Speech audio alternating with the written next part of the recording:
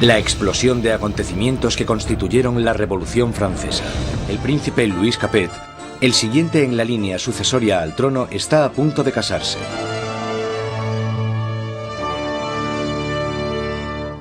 En su noche de bodas, con tan solo 15 años, Louis Capet es un chico tímido e indeciso, y posee pocas de las características propias de un futuro rey, y mucho menos de un marido. Louis era regordete, tímido, un quinceañero totalmente incompetente, con ningún tipo de distinción. La amante de Luis XVI, Madame du Barry, le describía como un chico gordo y maleducado. Básicamente, era poca cosa. A Luis XVI le resultaba muy difícil tomar decisiones. Siempre la última persona con la que hablase podía hacerle cambiar de opinión. Estas no son las cualidades que tendría que tener un líder. María Antonieta es archiduquesa de Austria. Es la hija pequeña de la emperatriz María Teresa.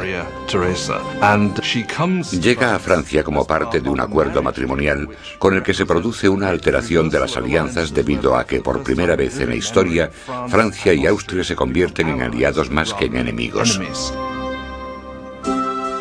María Antonieta llega a Francia como un símbolo político, pero como a toda adolescente, no le interesan los asuntos políticos. María Antonieta llega a Versalles siendo muy joven. No sabía mucho del país en el que estaba, no conocía sus costumbres y a la corte. Era una niña fuerte, muy vivaz, pero seguía siendo una niña. Pero más allá de las puertas de palacio, no hay casi ningún motivo de celebración.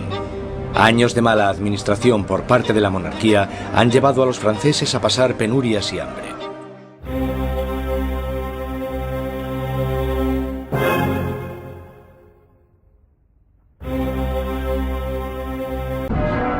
En una espléndida ceremonia, el joven príncipe Luis hereda el trono y es coronado como Luis XVI.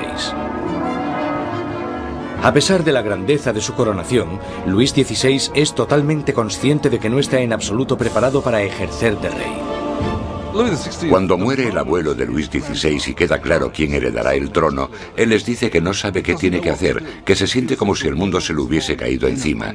A pesar de haber tenido una educación enfocada a su futuro reinado, no se siente preparado. Con un reino en crisis, Luis XVI es el peor hombre para estar al mando. El rey de 20 años reza: protege, Señor, a aquellos que reinan demasiado jóvenes.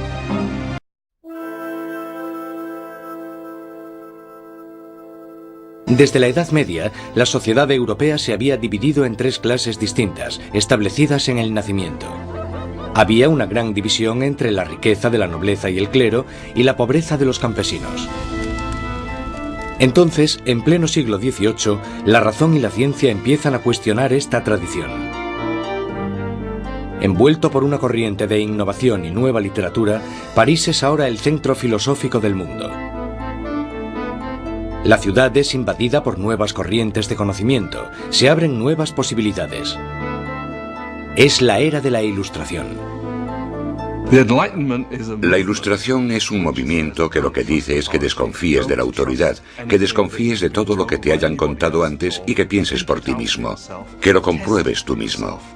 En la Europa del antiguo régimen te decían lo que tenías que pensar. El clero y los gobernantes te daban la información.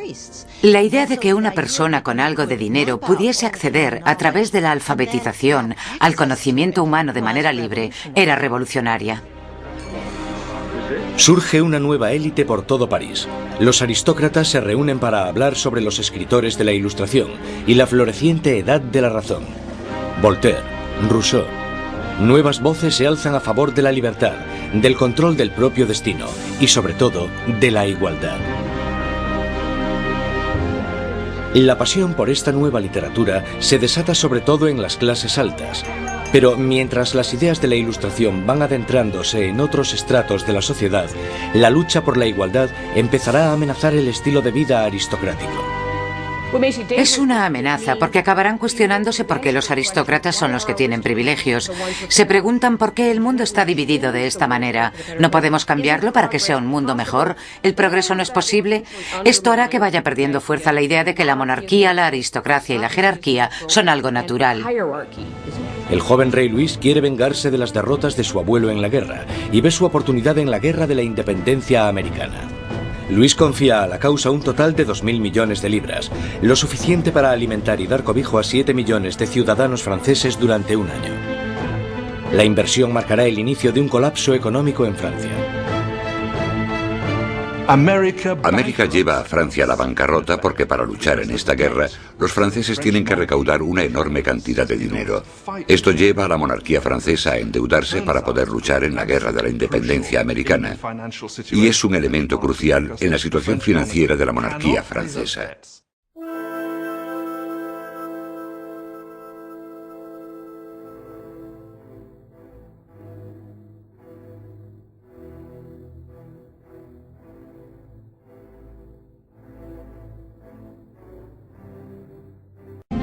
Se producen muchas malas cosechas y la inflación aumenta el precio de la harina, llevando a la escasez de la parte esencial de la dieta francesa, el pan. Pero naturalmente estas privaciones acaban a las puertas de Versalles. Mientras los monarcas continúan viviendo en la extravagancia, las quejas se traspasan al papel. A la corte real se le acusa directamente. ¿Sabe por qué hay tanta gente necesitada? ¿Es acaso que su lujoso estilo de vida devora en un día lo que 1 millar de hombres necesitaría para subsistir? ¿Quién es el hombre que está detrás de estas acusaciones? El mismo joven que solo unos años antes felicitó al rey y a la reina por su coronación, Maximilien Robespierre. La gente pronto tendrá un portavoz que pedirá la libertad y la igualdad por la revolución. Luis tenía 4 hijos. Aún así, como rey sigue siendo impotente. En un intento por demostrar su liderazgo, Luis se mete a hacer reformas financieras. Pero su equivocada manera de manejar las finanzas carga a los pobres con muchos impuestos, mientras la nobleza no paga casi nada. Con la economía por los suelos y la gente cada vez más inquieta, parece que incluso Dios está enfadado, golpeando a Francia con el invierno más frío de los últimos 90 años. Si alguna vez hubo intervención divina para empeorar la situación, seguro que fue en el verano de 1788 y la primavera de 1789. En el verano de 1788 había una creciente crisis política desarrollándose en un momento de seria escasez de comida. En 1788, para los franceses, la harina era la esencia de la vida. El pan, su medida de subsistencia. La mayoría de la gente en Francia comía casi 1 kilo de pan al día. El pan era esencial y su subida de precio la notó todo el mundo. Si el precio se doblaba, tenías problemas. Bajo la mala financiación de Luis XVI, el precio de la harina se disparó. Las escasas provisiones se estaban agotando y el precio de una rebanada de pan pronto igualó al sueldo de un mes. El hambre se convirtió en rabia. Surgen disturbios por toda Francia. Se atacan casas. Se roban panaderías y los panaderos, acusados de guardar pan, son linchados allí mismo.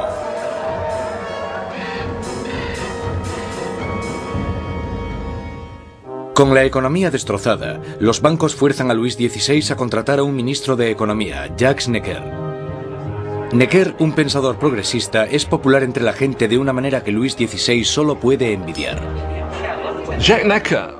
Durante la primavera del 89, Jacques Necker fue, sin lugar a dudas, el ministro más popular, porque saltó a la luz pública por sus escritos sobre el deber del gobierno de asegurarse de que haya pan y grano suficiente para todos.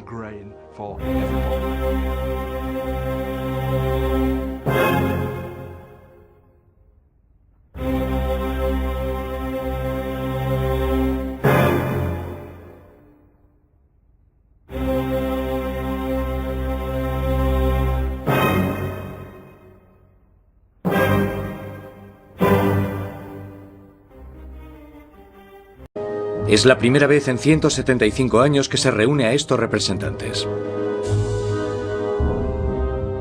Políticamente, Francia estaba organizada en los llamados tres estados. El primero era el del clero, el segundo el de la nobleza y el tercero el de todos los demás.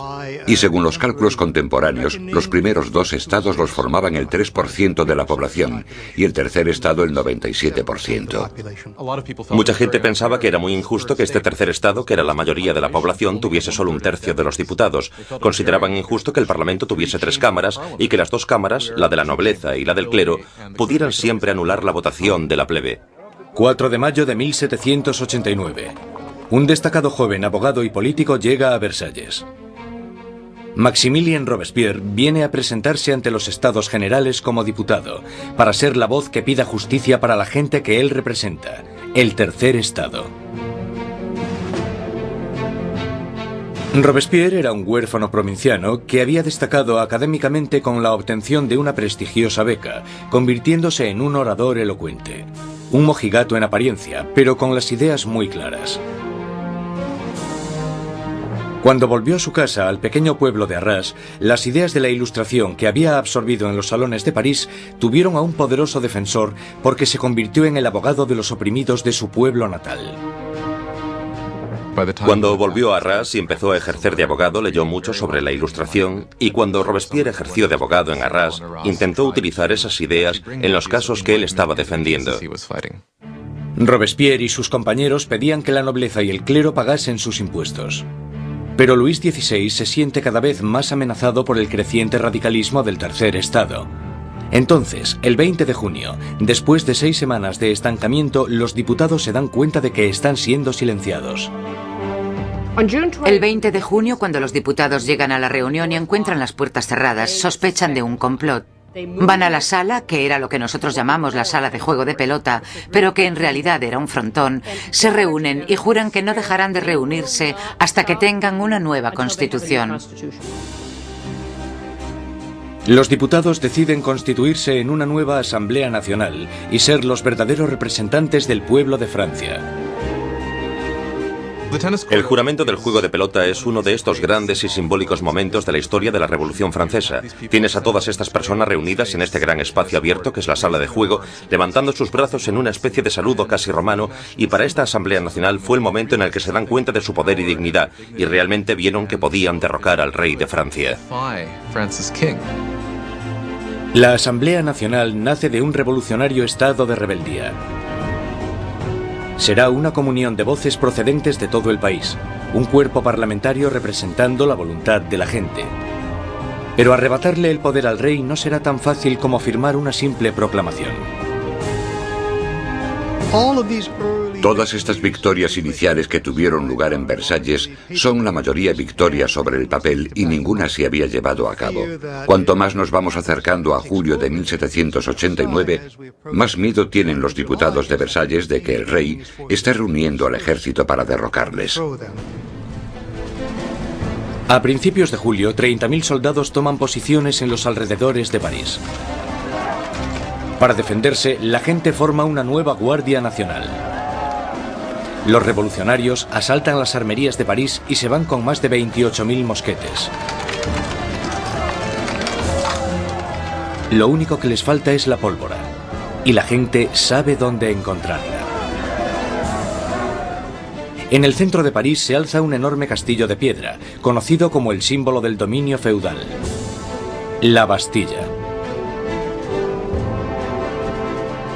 La prisión acoge los almacenes de pólvora de la ciudad y se conoce como la prisión de las torturas y las muertes inexplicables. La Bastilla había sido el gran símbolo del despotismo monárquico, el gran símbolo de los reyes de Francia yendo más allá de los límites de su propio poder. Para los franceses simboliza el horror. En medio de las revueltas se produce un sorprendente escándalo. Luis XVI despide a su ministro de Economía, el apreciado Jacques Necker, por portarse demasiado bien con el pueblo. Horas después de despedir a Necker, llega a París la noticia de que han despedido a su hombre preferido de la corte. No queda más opción que la sublevación. El 14 de julio, multitud de gente se reúne identificándose entre sí con un pequeño emblema. Rojo y azul son los colores de París, separados por el blanco, el color de la Casa de los Borbones. El tricolor ha nacido. De entre la multitud exaltada una voz grita: ¡A la Bastilla! Con el ataque a la Bastilla, la gente de París está diciendo: no te podrás librar de una nueva Asamblea Nacional. La gente está tomando cartas en el asunto, está cogiendo las armas y diciendo: estamos del lado de la revolución. Cuando el director de la Bastilla, Bernard Delaunay, se entera de que una gran multitud se está aproximando a la prisión, intenta cerrarla. Monta una defensa desesperada, pero los revolucionarios asaltan la fortaleza y arremeten contra los guardas con cuchillos y lanzas. Finalmente, el director Delaunay se rinde, pero la multitud enfurecida le agarra arrastrándole por las calles, le abuchean, le dan patadas y le golpean hasta que grita: «¡Dejadme morir!». La multitud entusiasmada accede con mucho gusto a su petición. Le apuñalan, le disparan y nace una revolucionaria tradición. Su cabeza decapitada desfila por las calles clavada en una lanza. Los diputados de la Asamblea Nacional no condenan inmediatamente este acto de violencia. De hecho, lo aceptan. Y fue esta aceptación de la violencia política lo que, bajo el punto de vista de algunas personas, creó una forma de conducta que tendrá consecuencias catastróficas para el desarrollo de la revolución. Con el humo aún levantándose de la Bastilla, Luis XVI vuelve de su viaje de caza. Debajo de la fecha del 14 de julio de 1879 escribe: «Nada», refiriéndose a su desafortunada caza. Un asesor le interrumpe con las noticias de los disturbios y la caída de la Bastilla. Luis XVI le pregunta: «¿Es una revuelta?». «No, señor», responde. «Es una revolución».